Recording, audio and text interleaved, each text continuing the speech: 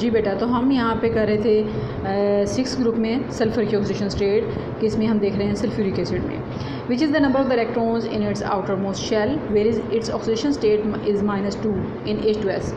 अब देखें सल्फ़र की क्योंकि इलेक्ट्रॉनेगेटिविटी हाइड्रोजन से ज़्यादा है, लिहाजा हाइड्रोजन सल्फाइड में इसकी -2 ऑक्सीडेशन स्टेट होगी और एक हाइड्रोजन के ऊपर +1 होगी और दूसरे पे +2 होगी। तो यहाँ पे इसकी जो ऑक्सीडेशन स्टेट है वो -2 है क्योंकि इसकी इलेक्ट्रॉनेगेटिविटी हाइड्रोजन से ज़्यादा है।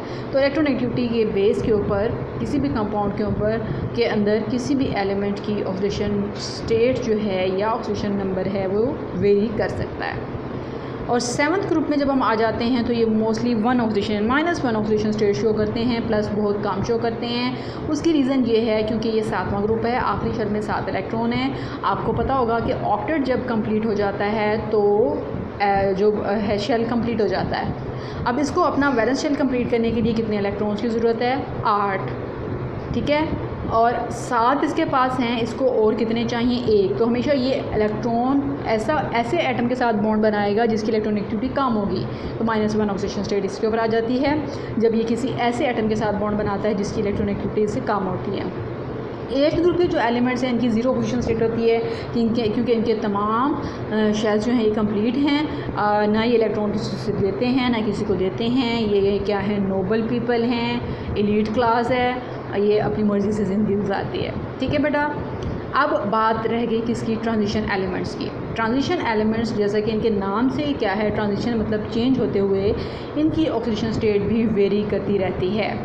Which are shown in the B sub groups of the periodic table also show the oxidation states equal to their group number as it can be seen for copper, ठीक है। कॉपर की 1 है, zinc की 2 है, vanadium की 5 oxidation state है, chromium की 7 है और मैंगनीज़ की क्रोमियम की 6 है और मैंगनीज़ की 7 ऑक्सीडेशन स्टेट होती है। और ये हमेशा प्लस ऑक्सीडेशन स्टेट शो करते हैं क्योंकि मेटल्स हैं।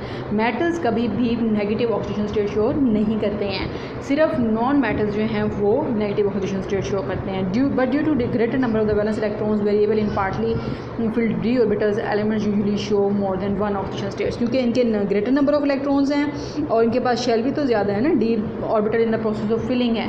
तो d सब शेल में कितने ऑर्बिटल्स होते हैं? 5 ऑर्बिटल्स होते हैं, dxy dyz dx² -y² and dz²। अच्छा जी, जिस तरह p में px py pz होते हैं। अच्छा, उसके बाद बेटा नेक्स्ट हमारे पास जो प्रॉपर्टी है वो क्या है? इलेक्ट्रिकल कंडक्टेंस की है। इलेक्ट्रिकल कंडक्टेंस क्या है कि करंट किसी भी चीज़ में से पास होता है या नहीं होता है। और उसके लिए बेटा मैंने आपको 2 कंडीशंस पहले भी बताई थी कि करंट किसी भी चीज़ में 2 वजूहात की वजह से पास हो सकता है। एक तो फ्री आयंस की मूवमेंट हो या फ्री इलेक्ट्रॉन्स की मूवमेंट हो रही हो ऑलरेडी, तब करंट गुजरेगा। One of the most familiar properties of the metal is their ability to conduct electricity. और मेटल्स में क्या होते हैं? फ्री इलेक्ट्रॉन्स मौजूद होते हैं। The property is mainly due to the presence of relatively loose electrons in the outermost shell of the element and case of their involvement in the solid lattice। तो इस तरह से लोहे की कोई भी चीज़ अगर आप करंट के साथ या नंगे स्विच के साथ लगा देते हैं या उसके अंदर डाल देते हैं तो उसमें से करंट डायरेक्टली पास होकर आपकी बॉडी के अंदर चला जाता है और आपको झटका लग जाता है।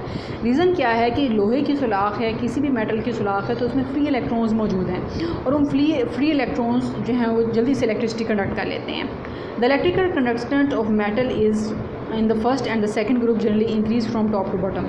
जैसे जैसे उनका मेटालिक करैक्टर बढ़ेगा उनकी इलेक्ट्रिकल कंडक्टेंस भी बढ़ेगी क्योंकि down the group size atomic size बढ़ रहा है, इलेक्ट्रॉन को रिमूव करना आसान है, आयनाइजेशन एनर्जी कम हो रही है, इलेक्ट्रॉन एफिनिटी भी कम हो रही है, इलेक्ट्रॉन लेने की सलाहियत कम हो रही है जबकि इलेक्ट्रॉन देने की सलाहियत बढ़ रही है।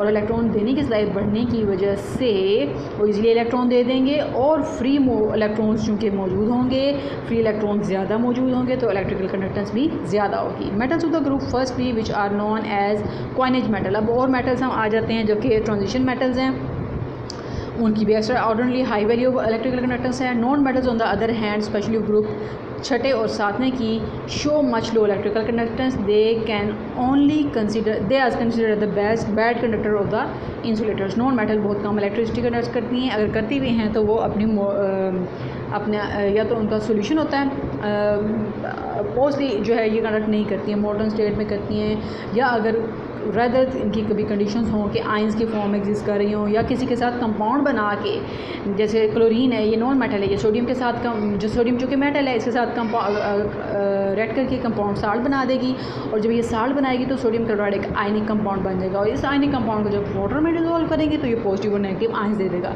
तो जितने भी आयनिक सॉलिड्स हैं वो जब वाटर में वो ऐसे इलेक्ट्रिसिटी कंडक्ट नहीं करते, या तो हम उनको मेल्ट कर लें या वाटर में डिजोल्व कर दें तब वो इलेक्ट्रिसिटी कंडक्ट कर लेते हैं। ठीक है बेटा, ये हो गया। अब हम मूव करते हैं नेक्स्ट की तरफ।